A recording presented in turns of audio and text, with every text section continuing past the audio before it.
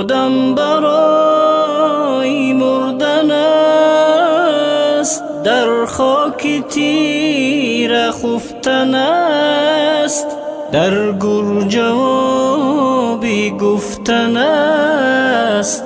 بیچاره مسکین آدمیم، بیچاره مسکین آدمیم. در این جهانی بی وفا با ما فلک دارد جفا، دل را بگردان با صفا.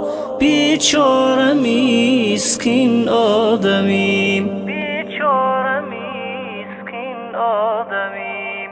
دشمن درون قلب ما، صد گرگ و شیر و اژدها، خفته درون سینه ها. بیچاره مسکین آدمیم، بیچاره مسکین آدمیم. ای بی خبر دنیا نگر، دنیای پر غوغا نگر. تا کی حیاتی بی ثمر، بیچاره مسکین آدمیم، بیچاره مسکین آدمیم. تا کی بمانی جاودان، روزی روی از این جهان. در دل هزارها آرمان، بیچاره مسکین آدمیم، بیچاره مسکین آدمیم. بر خود مکن جبر و جفا، دل را بگردان با صفا.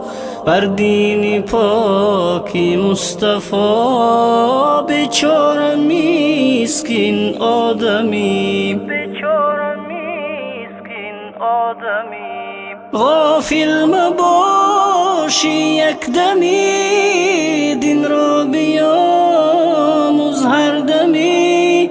دین با تو باشد همدمی، بیچاره مسکین آدمیم، بیچاره مسکین آدمیم. 100 سال بگردی در جهان، با 100,000 نام و نشان. آخر نمانی جاودان، بیچاره مسکین آدمیم، بیچاره مسکین آدمیم. 100 ناله ها دارد دلم، کوی تو باشد منزلم.